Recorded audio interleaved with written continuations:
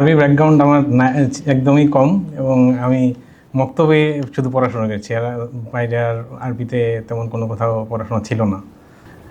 আরবি মূলত আমার শেখার উদ্দেশ্য ছিল প্রথমে মানে প্রফেশনের চিন্তা করে আর কি, যে মিডল ইস্টে আমি যে প্রফেশন আছি এই প্রফেশন ডিমান্ড ভালো, ওই চিন্তা করে আমি শেখা শুরু করেছিলাম, যদিও ওই চিন্তাটা এখন আর নাই।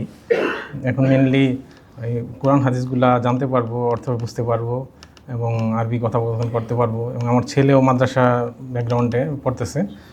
তারপর আর আমি মানে তারপর আগে সাপোর্ট দিতে গিয়ে দেখতেছি অনেক কিছু আমি বুঝতেছি না আর কি, ওর ওর কাছ থেকে আমার কিছু কিছু শেখা লাগতেছে, আমি নিজেই শেখার উদ্যোগ নিলাম আর কি। ওস্তাদ যে মোটামুটি এত সময় দিচ্ছে, মানে এটা আসলে চিন্তাই করি নাই। প্রথমে ভাবছি যে কতটুকু শিখতে পারবো, কিন্তু আমাদের চেয়ে ওনার আগ্রহ বেশি, উনি সবসময় ওনার লেগেই আসছে, মানে শিখতে হলে এতটা সময় দিবে আমি চিন্তাই করিনি। ওস্তাদ যে এখন জিজ্ঞেস করলো যে নেগেটিভ কী আছে, নেগেটিভ একটা বিষয় আমি পেয়েছি আমার ফ্যামিলিতে। আগে মানে আমি বাচ্চাকে সময় দেওয়া, আমার মা আছে আমার সাথে, ওনাকে সময় দেওয়া, কথা বলা একটা সময় ছিল, কিন্তু এখন আমি অফিসিয়াল এত টাইম বিজি, এরপর বাইরে শুধু আমার প্র্যাকটিসই করি, আর ফ্যামিলির লোকজন আমার বিরক্ত, কথাই বলে না, কথা বলতে না, চা খেতে গেছি আমার হাতের মধ্যে শীত,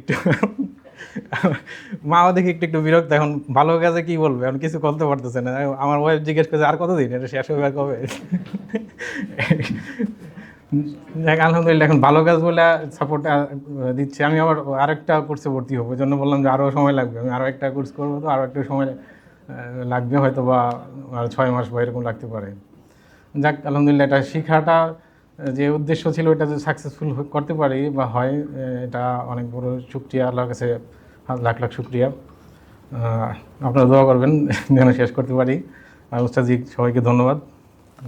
আসসালামু আলাইকুম।